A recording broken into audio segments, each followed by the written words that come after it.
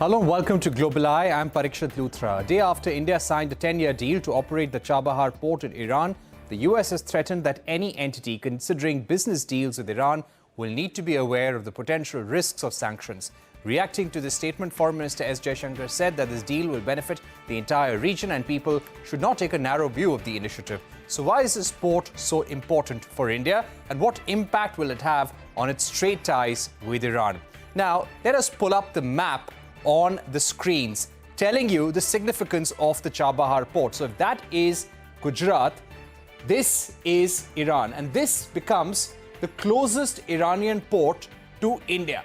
And what else does this do? This actually helps India to avoid Pakistan altogether. This is the Gwadar port in Pakistan. It allows India to avoid Pakistan route completely, take a route through Chabahar in Iran, and this gives us a route to Afghanistan as well. Since COVID-19, we have been utilizing this route for transporting medicines, fertilizers, food grains as well. So it is extremely crucial for India to renew this 10-year agreement with Iran on the Chabahar port. They've also set up an arbitration tribunal in Muscat. Any kind of issues arising in terms of arbitration will go there. India has also announced a line of credit of $250 million to develop this port further. There will be an Indian company which will work on upgrading this port and operating it as well. So, extremely crucial development there, but it's also attracting scrutiny from the United States. Let's discuss this and much more with our guests in the evening. We've got Ambassador KC Singh, former Indian Ambassador to Iran, and also former Indian Ambassador to the WTO, Jayant Dasgupta. Ambassador KC Singh, let me begin by asking you the significance of signing this agreement right now. We were in the middle of the elections. We still sent a union minister for shipping and waterways all the way to Iran to sign this agreement. Do you think the timing is significant? No, I don't know. I think timing depends not just on India, it depends on Iran. So it has to be mutual convenience. But any agreement with Iran is not always a simple and straightforward proposal, because the Iranians always have multiple games that they play, which involves their proximity to China and Russia, their problems with US, the Gaza war, where they're seen as confronting Israel. So when you get into a deal with Israel, you're getting drawn into a geopolitical game in which you are sucked in. And the other thing is, what is the port going to be used for? No, we've been discussing it. This is nothing new. We've been discussing it since the time I was ambassador there, 2003 to 2005. The National Security Advisor came to India. And I remember part of the briefing when I was telling Mr. Brajesh Mishra, NSA, I said, we have to be very clear about what is on the table, because we don't want to spend money there and then realize that we are not getting, because port by itself is not enough. You need a contiguous area. You need a place where you can store things. So even if you're feeding things, say, into Central Asia or Afghanistan, you can't be just dependent on somebody else's storage. You need a huge amount of wherewithal with the port to be able to optimally use it. With the Iranians, the problem normally is they will not give you control over anything, and certainly not control over land. So in the process, you will always be dependent on various Iranian entities, very bureaucratic, difficult to deal with. And then they will always mix politics with religion, politics with business. So where business comes in, they'll also see how is it helping them. And then the Chinese are very much in play. They will play the Chinese against us. Don't forget, the Chinese have a long-term agreement of almost $300 or $400 billion, which they have promised to invest in Iran over the next 2 odd decades. And the Chinese are interested in Gwadar, which is just 200 kilometers from Chabahar. So they will pretend to be interested in developing Chabahar, but they will also be keeping an eye on how it impacts Gwadar, because Gwadar in Pakistan is the end point of CPEC, the China-Pakistan Economic Corridor. And that is also feeding Afghanistan and Central Asia. So we are trying to bypass it. The Chinese would be keeping a very close eye on this. And the Iranians have a tendency to play one country against the other. And what the Chinese bring on the table, India can't compete with. They have a much bigger Right. trade relationship. They can buy much more oil. They're less concerned about sanctions. So, it's not an easy game that we are stepping into. And they can definitely put much more money on the table. Let me get in Ambassador Dasgupta as well. Ambassador Dasgupta, if we speak about certain points that were raised by Ambassador KC Singh in terms of the Chabahar port lacking the required infrastructure, do you think this new deal covers and addresses those aspects, the new investments being made by the Indian government through the port company IPGL, the investments that will be made by the Iranian side? Do you think that takes care and addresses those questions? I entirely agree with Ambassador Singh that this is just the starting of a long journey. And we have to see there would be many obstacles, including, US sanctions and the paucity of money from coming from the Iranian side. And then the very important point which Ambassador Singh has mentioned about the Chinese promising $300 to $400 billion over the next decade or 2 decades. And they would try to stymie the development of the Indian part of the project in Chabahar. As it is, the Chinese are already there in the Chabahar Special Economic Zone. And they have a deep abiding interest in ensuring that India does not gain much of a foothold there in Chabahar. Now, having said that, the issue about Chabahar is, of course, opening up the Dilaram-Karanj route to Western Afghanistan from Chabahar. That is one point. The second point is that there is a small place called Saraks, which Ambassador Dinkar Srivastav has mentioned. He was also ambassador, I think, succeeded Ambassador Singh in Iran. And that Saraks is in the northeastern corner of Iran. It is at the tri-junction of Iran, Afghanistan, and Turkmenistan. And it is connected by rail to Turkmenistan. And Turkmenistan is again connected to many of the Central Asian republics by rail.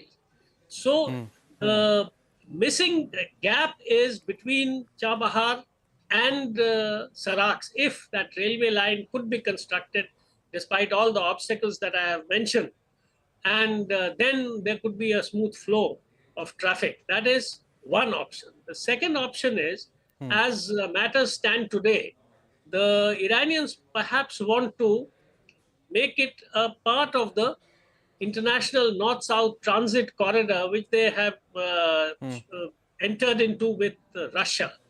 So that involves transporting the goods to Bandar Abbas, and from there to Bandar-e-Azali on the Caspian Sea. And then it crosses the Caspian Sea into Astrakhan, which is on the southern border of Russia. And from there is a rail link going all the way to St. Petersburg. Okay, so Ambassador KC Singh, how do you think we can make sure that we utilize this route more effectively and diplomatically make sure there are no hurdles between India and Iran in terms of utilization of this port? You've yourself said that Iran would like to play China against India. How do we avoid such a situation? Let me first explain what Ambassador Sengupta is saying, that the north-south corridor, I was in Tehran when that had become operational. We ran into a number of problems. One was the Iranians they hiked up the charges when you take a container off in Bandar Abbas, and then also the charges for transporting it to the Caspian. Again, very high charges for putting it on a ship. Then the container would go to Russia, and the Russian mobsters would take over, and they would extract the money. And then the most difficult problem was that there is imbalance of trade. Now, you can't be sending containers up into Russia with very few things to come back, because all you need is oil and gas from Russia. Now, therefore, the containers would get stuck in Russia. Now, if the containers get stuck there, how are you going to keep sending fresh containers? Now, till you address this basic problem of imbalance of trade, and that has got worse after the Ukraine war, because now even there will be hurdles between Russia and Europe as far as moving products is concerned, particularly once the Americans see that the Russians are going to benefit from this. They would put all kinds of hurdles in combination with the EU. on those products moving on into the European sector. Therefore, it's not that simple, the Russians. And the other one they're trying is, no, we will go through Azerbaijan, Georgia, and all overland. The minute you have multiple countries, the geopolitics comes in. There's instability in one part. They may not even be the same width of the railway line. You would require some transshipment. So these are all good in theory.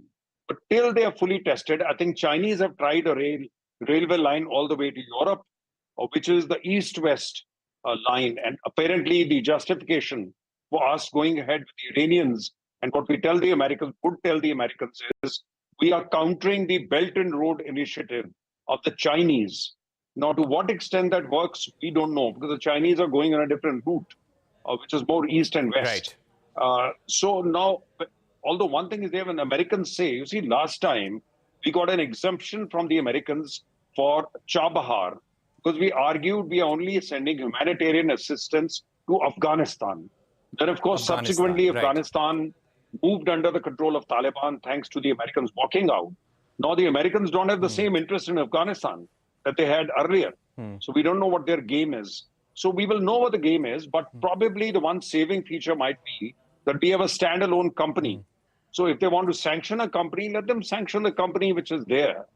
It may not impinge the rest of India's shipping links with the world. Right. Very important points there, Ambassador KC Singh. And I just want to press on the US point a little more. The US ambassador in an interview recently said there might be a clarification of the United States as far as the status of Chabahar goes. But the State Department was very clear that there is no exemption for Iran, no exemption for Chabahar at this juncture. So do you feel that if India invests in the Chabahar port, extends any kind of money or operates this port in any way, there would be sanctions, Ambassador Dasgupta, or do you think the US would wait and watch? Well, in 2017, Ambassador Singh is absolutely right. In 2017, President Trump was there, and we got a special exemption for Chabahar to be used as a gateway to supply through Western Afghanistan, because favorable government was in power in Afghanistan in those days. Things have changed, but there is growing influence of China in Afghanistan, and India, being a strategic partner of the US, has to explain that India's presence in Central Asia as well as in Afghanistan is going to be ultimately strengthening this strategic partnership. So the State Department has issued the same kind of hard message when President Ibrahim Raisi visited Pakistan, of Iran visited Pakistan last month. And they have just repeated the same thing. But we have to talk to the Americans and explain that this has got nothing to do with Iran's stance on Hamas, on the Houthis, on the other Hezbollah militias, and its continuing animosity, the fight with Israel. This has got to do with trade, and it is not really confined to Iran. It is looking beyond Iran towards Afghanistan and the other Central Asian republics, and it is going to countervail in a small way perhaps at the moment, because we are not going to invest as much as the Chinese have promised. So it is going to countervail the Chinese influence in these areas.